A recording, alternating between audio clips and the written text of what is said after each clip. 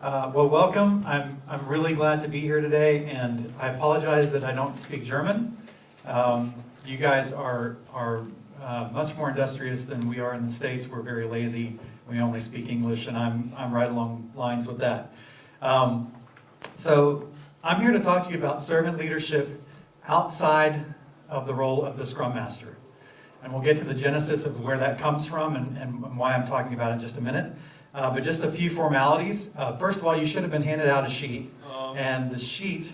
Ich darf als nächstes auf der Bühne begrüßen den Christian Vogler, das ist unser agiler Coach bei der Volkswagen AG.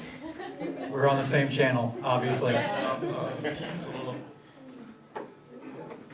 Unität im I can take this off if... Yeah, but we don't have it in camera. Oh, that's true. Don't speak over the microphone.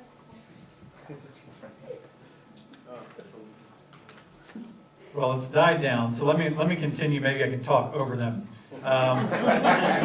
So you have a sheet that should have been handed out to you, and this is what I call a graphic organizer for the talk today. So we're going to be talking about the things you see on there, but there's lots of blank space, and that's intentional. It's there for you to take whatever notes you want to take during the talk today. All right? That's something you take home with you. My contact information's up here. If you want to get in touch with me afterwards, please feel free to. Like what was said, I'm from the States. This is actually my first trip to Germany. Give me a reason to come back. So if there's, my company, Scrum 360, we do training in Agile and Scrum. We also do a course called Training from the Back of the Room, which is a presentation skills type train the trainer class. So if any of that sounds like something that your organization might be interested in, reach out to me. I'd be happy to come back. Also, I've got a hashtag up here, so if you want to tweet or anything during the talk today, you can use that hashtag. That way we'll all be able to see each other's tweets, and we'll go from there. So that's all the things to get out of the way. Let's dive into this. So the genesis of this comes from last year when they updated the Scrum Guide. I was reading through it again, and this kind of stuck out to me. Now, this was not something they changed. This is something that's been there forever. But there's a phrase in there that says, the Scrum Master is a servant leader for the Scrum team. Well, that brought to mind for me the immediate question of, what about these other two? We talk about the Scrum Master being the servant leader. How come we're intentionally leaving out the product owner and dev team members? Are they not servant leaders as well? When you think about the product owner does a lot of serving. The product owner serves the customer, they serve the organization, they serve the product that they're working on, and the dev team as well. Dev team members serve each other and how they help each other through the project. They serve the customer and what they're building. So there's a lot of serving that's going on already within these other two roles. So I decided, let's just fix the Scrum Guide. And this is my attempt to fix the Scrum Guide here. So we can just shorten it down and say the Scrum team are servant leaders, period. We don't have to single out the Scrum Master role. They're all three servant leaders. So why not make it just say that, right? You can throw my picture up there with the other two big guys and, we'll all be happy. That's never going to happen, but, it's fun to dream. So before we go any further, though, we have to have this discussion about what it means to be a servant leader. We throw that term around. We've had a keynote on it this morning. What does it mean? What does it mean to you? So I want to ask you, if you can take out your phones and go to the site pollev.com/Scrum360. You're going to participate along with me throughout this talk, and we're going to see some of your responses. So this is going to be interactive as we go along. But go to pollev.com/Scrum360. You shouldn't need to log in or anything else. And there you can start entering your responses as to what it means to you. What does servant leadership mean to you? What's going to happen here is that you're going to see responses come up, and you'll see them on your phone as well, and then you can vote for responses. So before you submit one, make sure that no one else has entered the same thing, and that way we won't have duplicates. But we'll start to see a list of things that will appear up in here that will be self-ranking. So again, that's pollev.com/Scrum360. See, we have our first response. So it means paving the road for others to shine, doing the best I can for my team and clients. What else do we have? And again, if you see one that you like in there, go ahead and vote for it. You can vote on it and we'll start to see the numbers tally and we'll have the most important ones at the top.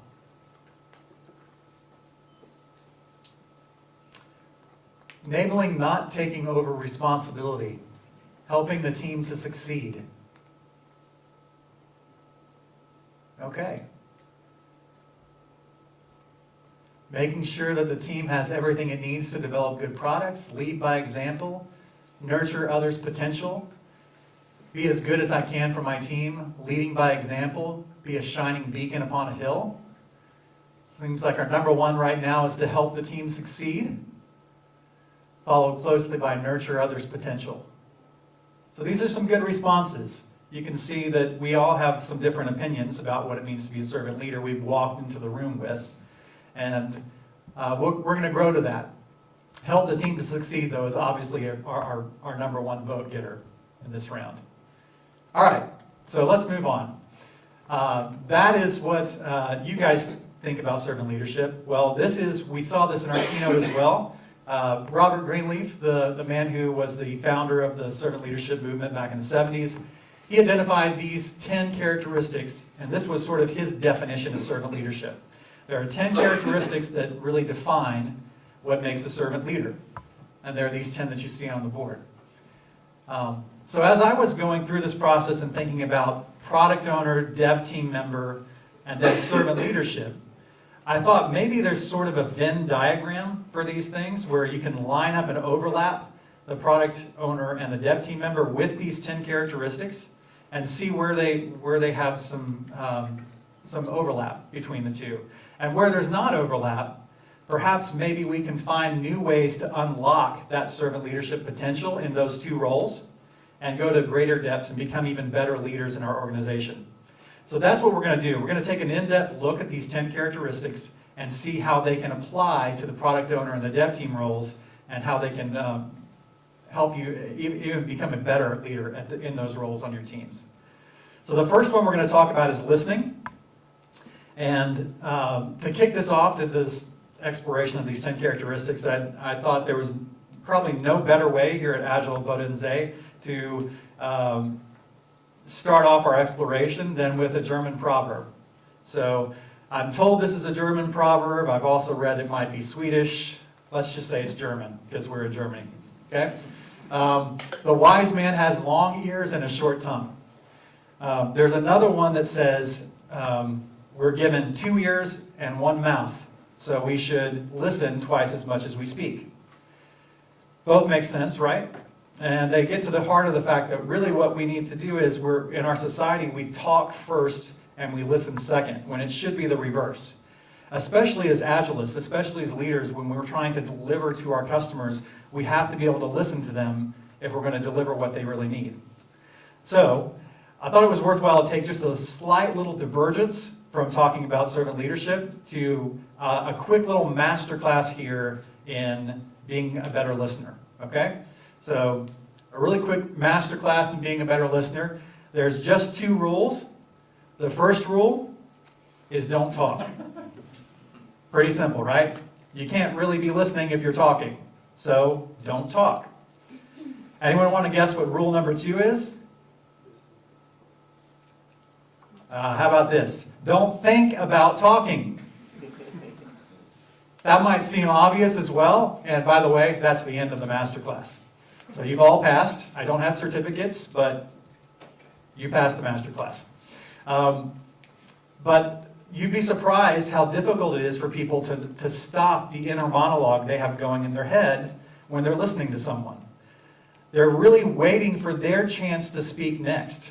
And so they're rehearsing in their mind, what am I going to say when it's my turn to talk? And when you do that, you shut off the ability to really, truly listen to someone. So they seem simple, but they're harder than it sounds. And the only way that you get better at it is by practice. So we're going to practice. We're going to figure out how good you are at listening. So what I'm going to need you to do is stand up and find a partner, wherever you are. So everyone stand up, find a partner. And once you found your partner, you're going to determine which of you is taller. Hopefully that's easy. If it's a tie, you guys can arm wrestle it out. So whoever's taller, you're going to go first in this, okay? And what you're going to do is for 30 seconds, you are going to talk about something you're passionate about. Now, we're at an Agile conference, so you can be something as easy as Agile, but it could be something beyond that. It could be something like a hobby that you're really interested in, or if you're really into geek culture and you love Star Wars or Harry Potter or something like that, talk about that. It doesn't really matter. You're going to talk for 30 seconds. Shorter person, your job is the two things we just saw. Don't talk and don't think about talking. Listen to the person and let them speak to you for 30 seconds. When that 30 seconds is up, I'm going to ring this little bell and you're going to know it's over, and then we're going to swap and you're going to do the opposite. All right? Ready? Begin.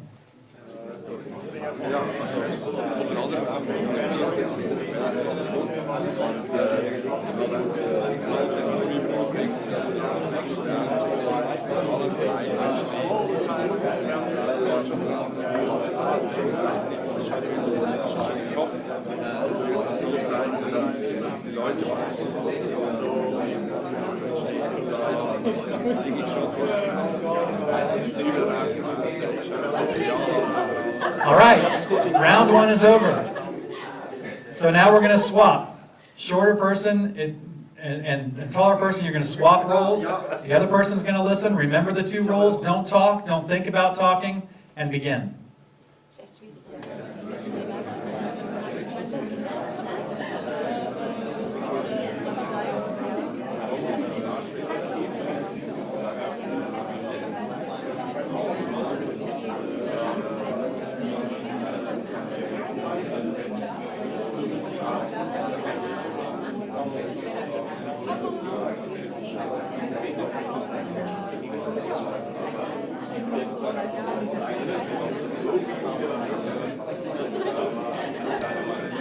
All right. You can have a seat now. Now, the whole point of that, and what I hope you get from that, is it's more difficult than it sounds, right?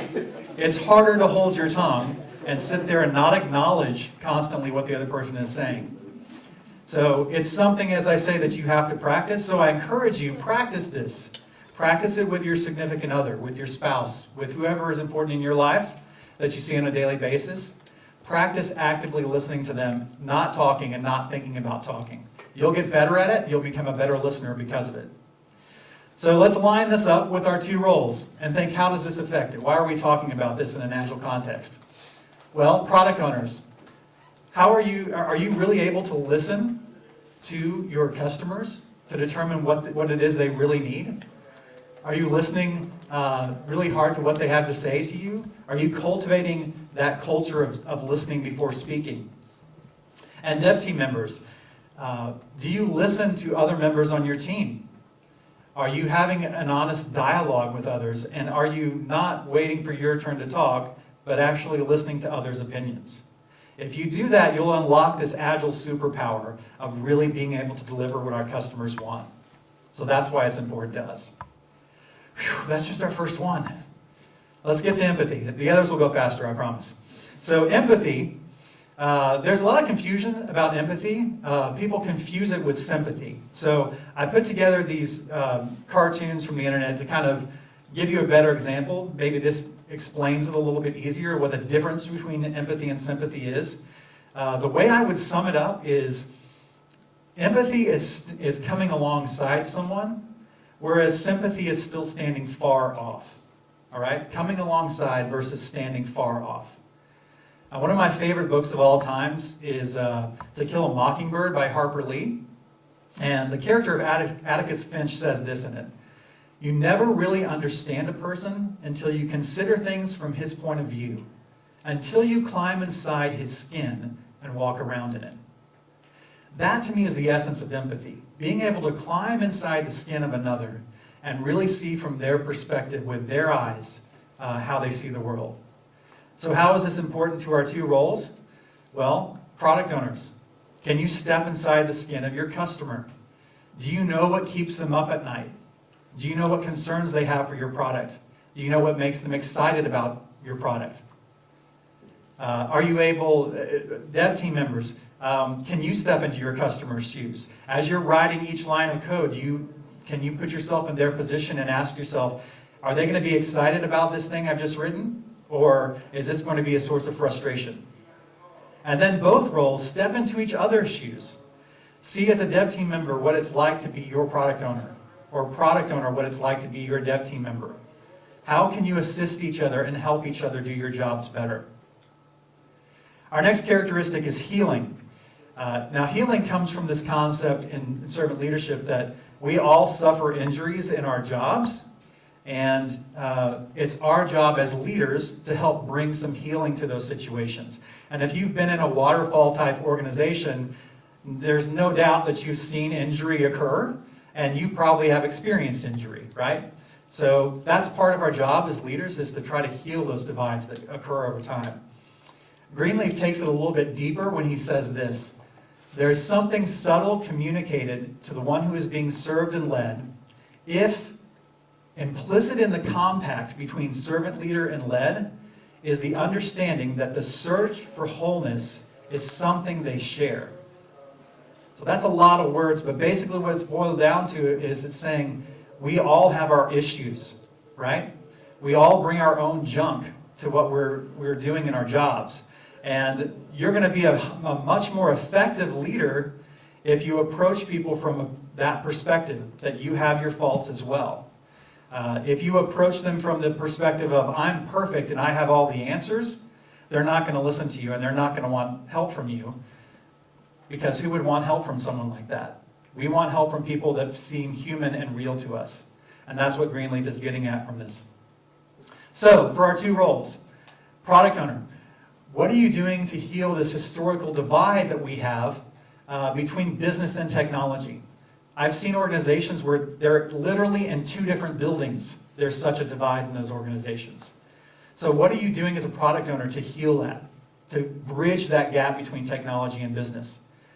And are you seeing the other members of your team as equals, or do you see yourself as higher than they are because you are the product owner, right? You're a team of equals, so do you see them in that way? Dev team members, how are you helping other team members through conflict? We've all had conflicts arise, personal conflicts in teams that we've worked with. When that happens, do you sit back and say, hey, that's their problem, I'm going to let them deal with it? Or as a leader, do you step up and try to heal that?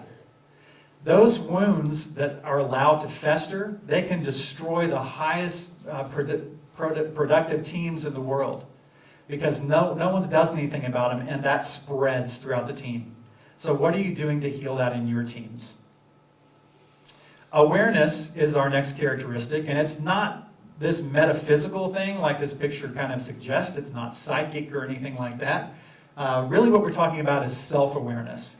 And when I say self-awareness, what I mean is that you recognize the part you play in the whole of your team, and the whole of the project you're on, and in the whole of your organization. Do you see the part you play, and do you know how you fit in? That's the kind of awareness we're talking about here. Now, this is a great quote from the Dalai Lama, and he says, to be aware of a single shortcoming in oneself is more useful than to be aware of 1,000 in someone else. Now that is sort of the Eastern philosophy. If you prefer the Western philosophy side of it, you can take Jesus' words from the Bible when he says that it's better for you to, if you go to remove the speck from your brother's eye, first remove the log from your own. They're both really saying the same thing, right? They're saying that you have to work on yourself and be ready to do that hard work of recognizing your own faults before you can even attempt to help someone with theirs. To put this another way, leaders go first. Now, many of you probably traveled on planes and saw this when you traveled here. We recognize this and know what this is, and it makes sense to us. When the little bag comes down, you've got to put it on you before you can put it on the person next to you, right? You have to help yourself before you help someone else. That's the same way it is for us in the business world, in our organizations. You have to be ready to help yourself before you can help the people next to you. You have to take care of yourself first. What I mean by that is, oftentimes when we see things that are wrong in our organizations, our instinct is, I'm going to go tell them that this is wrong. That's not what we should be doing. What we should be doing is making the change ourselves and leading by example, showing them this is what needs to change. If you see a change that needs to take place in your organization, you model it first. Leaders go first. Others will follow after you. They won't do what you say, but they will do what you do. So, product owner and dev team, do you recognize your part in the whole? Do you see how you fit in to your project, to your organization? Do you know the role you play in it? Then as well, when you recognize the change is needed and you see our organization isn't functioning correctly, how do you go about that? Do you tell others, or do you model that change and allow others to follow you? Persuasion is our next characteristic.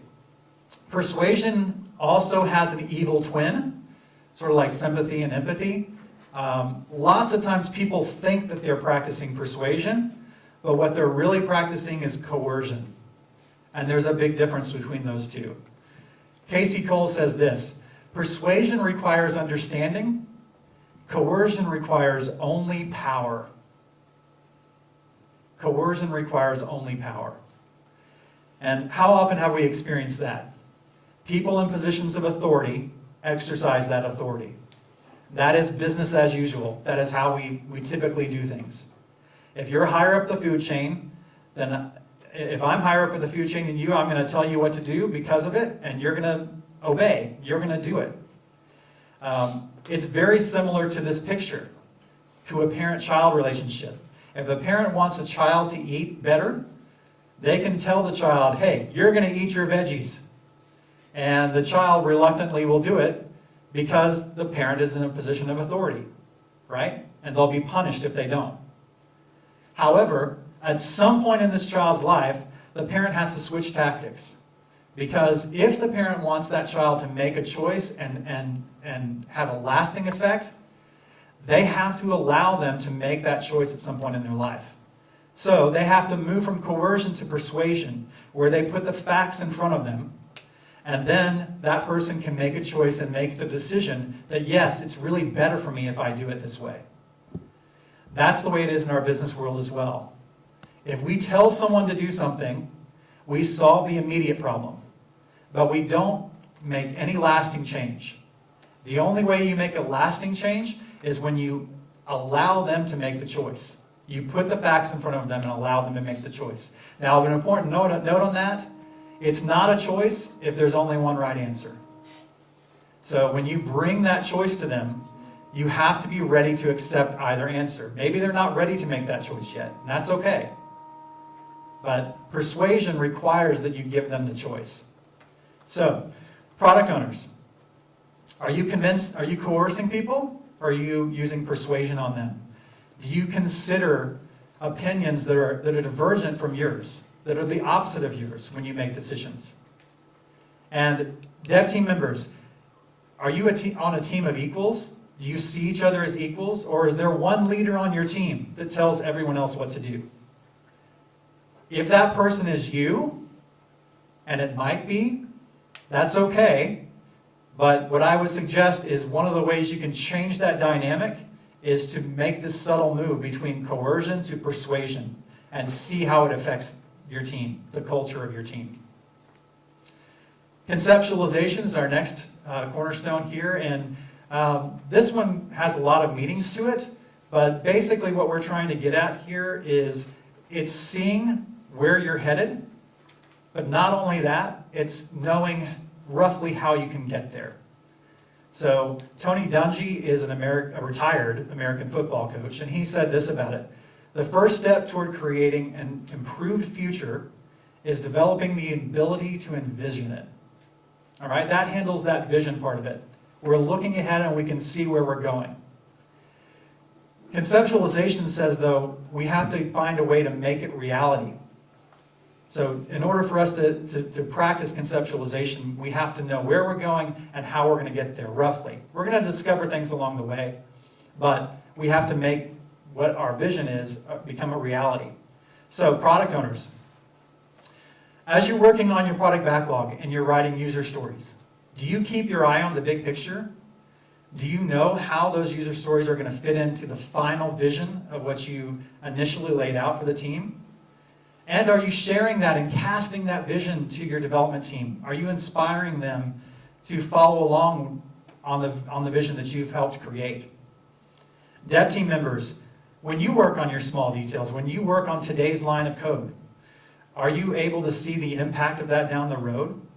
Do you know that what you're writing is not going to cause some huge technical debt that you're going to have to go back and erase at some point? Are you keeping your eye on the future and knowing how you can get there from here? Foresight is this interesting concept where it's not really about seeing the future like a fortune cookie would kind of make you think. It's really a little bit deeper than that. Foresight is the intersection of past, present, and future. It's all combined in one space. So Robin Sharma says this about it: the real trick in life is to turn hindsight into foresight that reveals insight. Hindsight into foresight that reveals insight. I love that quote. Now, if this is sounding somewhat familiar to you, it should, because in our Scrum framework, we have something built in for this.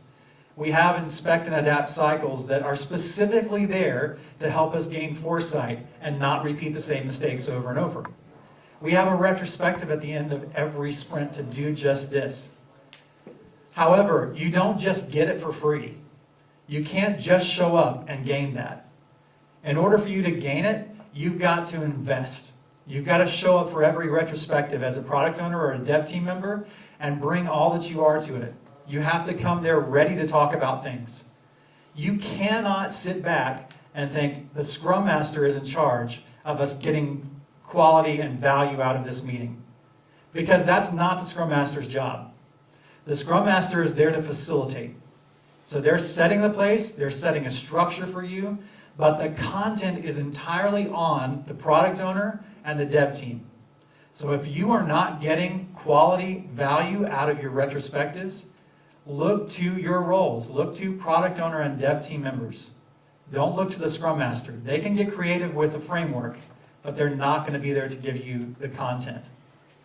So, before I go on, there's another thing that's required besides being present and really investing in it. And that is this concept of we have to feel safe to voice our opinion in our retrospectives, and we have to know that what we say is heard.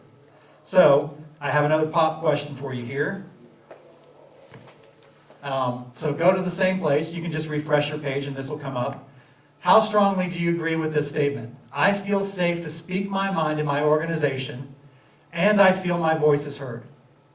So do you strongly agree with that? Do you agree? Are you neutral? Do you disagree? Or do you strongly disagree? Again, I feel safe to speak my mind in my organization, and I feel my voice is heard.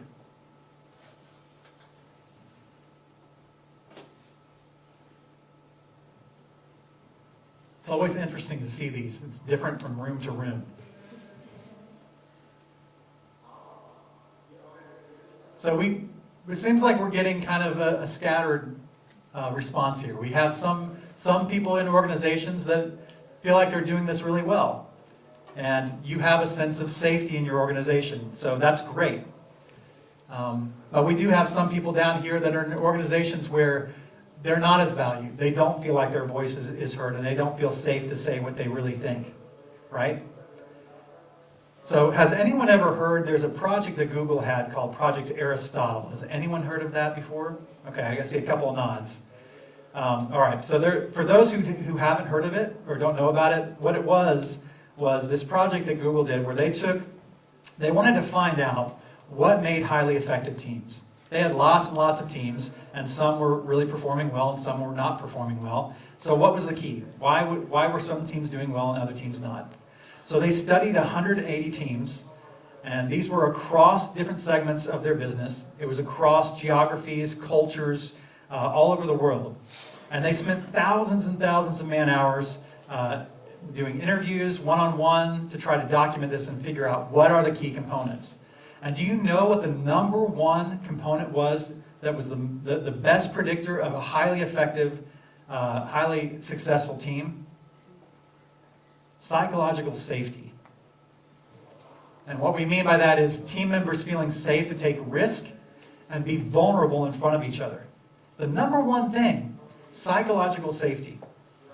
Now we have lots and lots of different projects and MBOs and all sorts of things that we have in our organization that are there geared to making us more productive and more responsive and all these things that we're chasing.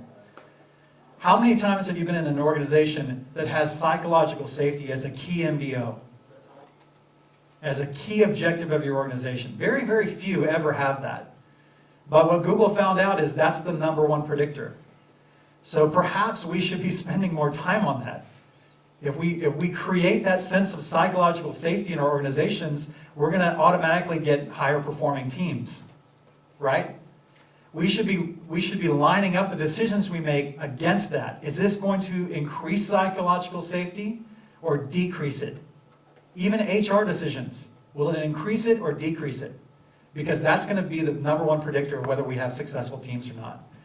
Now, I'm not intentionally ignoring these other four. I think that they're important as well. But I'd actually think that they're really kind of addressed with Scrum already. I just think that the psychological safety one is really key. So I wanted to point that out. All right, so back to our roles. So product owners, what are you doing to create psychological safety in your team, in your organization? And are you fully invested in those retrospectives when you show up? Dev team members, does your team feel safe to take a risk? If not, why? And if you want that to happen, remember what I said earlier, leaders go first. Maybe you need to model it. Maybe you need to take some risk in front of them and show them that it's okay to take a risk, especially if you fail, right? You also have to bring all that you are to your retrospectives. Again, it's the product owner and the dev team who are responsible for getting the content out of a retrospective. Stewardship is up next. Stewardship is very contrary to our culture in today's world because we're very much an ownership society. We own our house, we own our car, we own our pets, we own our projects, and we own our code, right? We feel a sense of ownership of these things. They're mine. I own them. Stewardship says that's not true. You are merely entrusted with those things for a limited amount of time. So since you're entrusted to them, you need to leave them in better shape than you found them.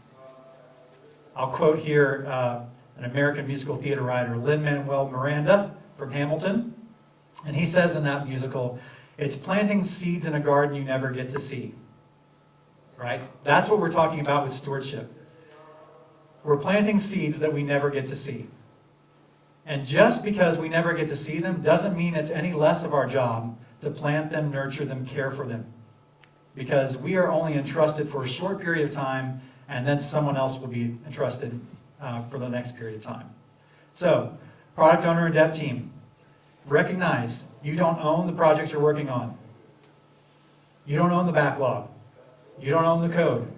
You're merely entrusted with it for a short period of time.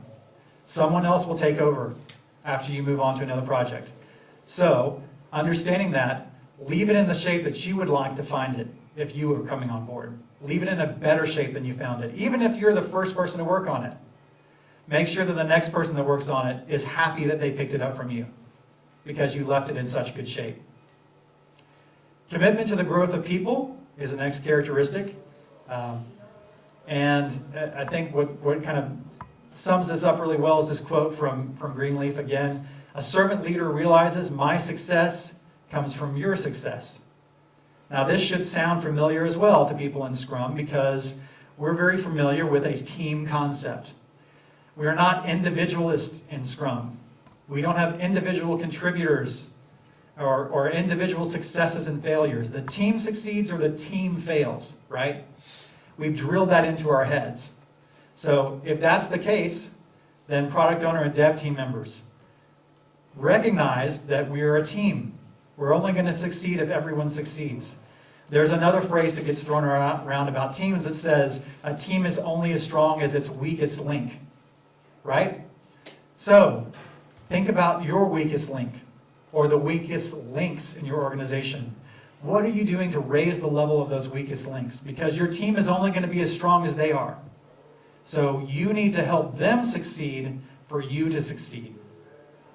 That's what we're talking about here with commitment to the growth of people. Our final one is building community. As human beings, we are a species that lives in community with each other. Anthropologically, if you look back on the history of humankind, all the way go back to caveman days, we didn't live alone.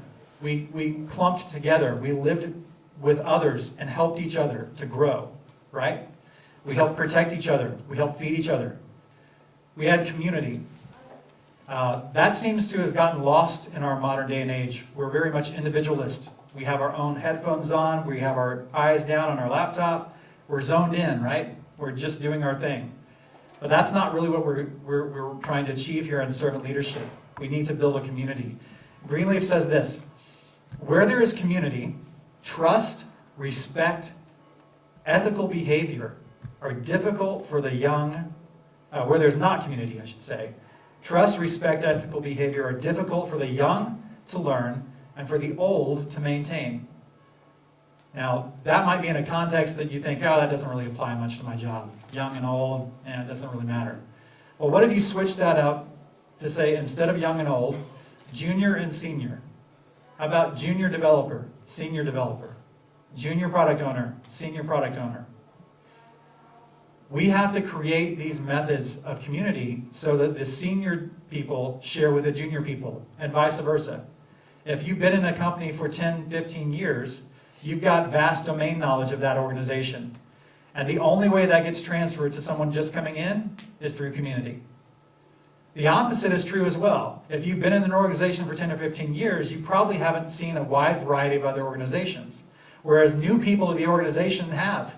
They maybe bounced around to several places and seen best practices that other organizations are using. So they have to be able to share that with the people that have been in the organization for a long period of time.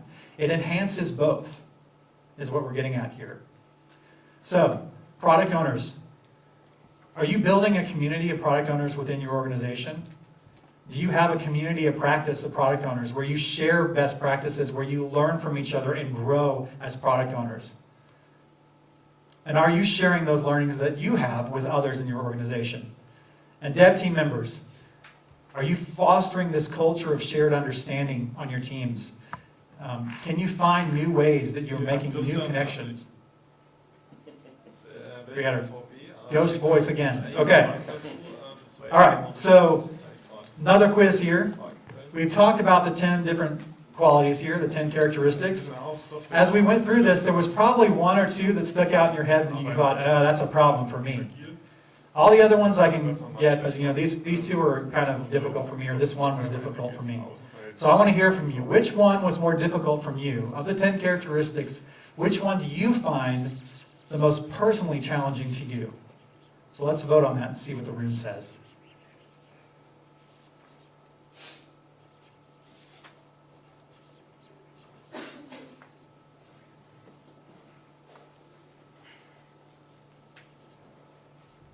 Okay, interesting. Some back and forth. What's interesting is we're kind of spread out. We have a good spread here amongst almost all of them.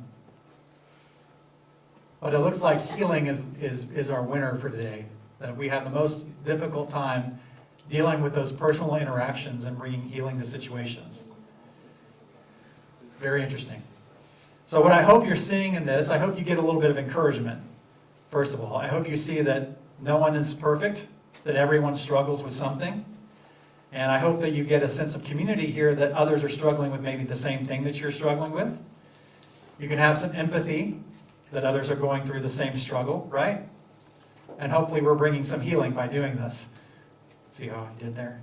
Just put them all in. Okay, so the question here that follows then is, what are you going to do? You've been presented with this. You have a sheet in front of you that has the 10 characteristics. Hopefully you've been able to take some notes as we've gone along. But as you were presented with this, what changes have you thought about that I need to make when I go back to my job?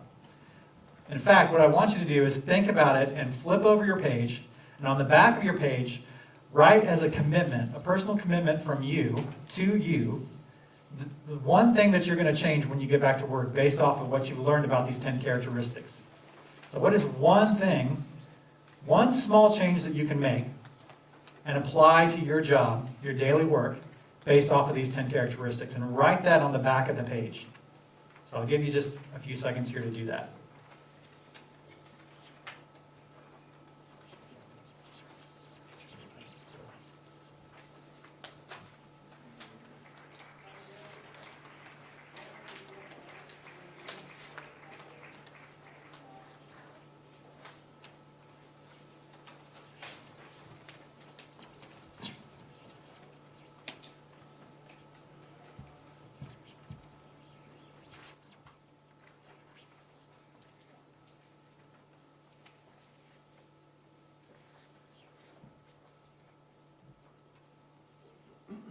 Okay, I'm seeing a lot of eyes, so I'm thinking that most of us have wrapped up. I hope one of the things you're getting from this is the leadership aspect of this. It doesn't really matter if you're a product owner, a dev team member, or a Scrum Master, or if you're outside those roles, if you're a coach. These are leadership techniques. If you follow these, you'll become a better leader by doing it. So now that you have your one commitment, I want you to find, again, your listening partner that you spoke with earlier in the class. And what you're going to do here in just a second is I want you to share with your listening partner what is the one thing that you can change. Okay? And when you do this, consider this a commitment. You are committing to this other person. You're verbally getting this out of you. You're committing to the other person that I'm going to make this change when I go back to work. So tall person share first, and then shorter person you can respond. Go.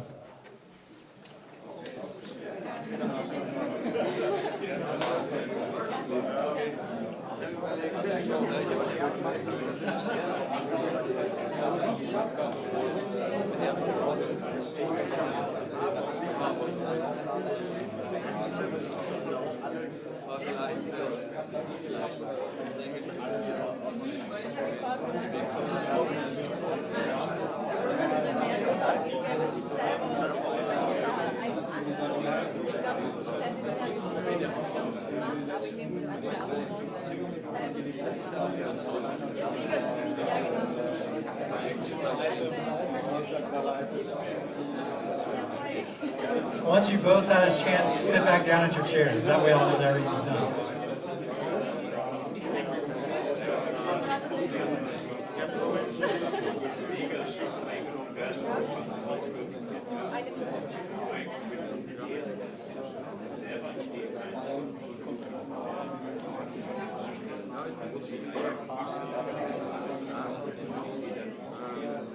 Okay.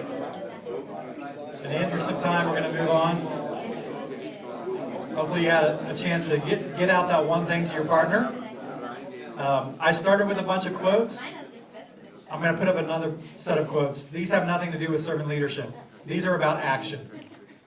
And my encouragement to you, as you made these commitments to yourself and to the others in the room, to your partner, is to take action. Don't let this be just a theoretical exercise in your head, but actually do small experiments. Try these things. Take the 10 characteristics and try small experiments. See what works and keep it. If it doesn't work, throw it out and try something else. That's what we do. We're Agilists, right?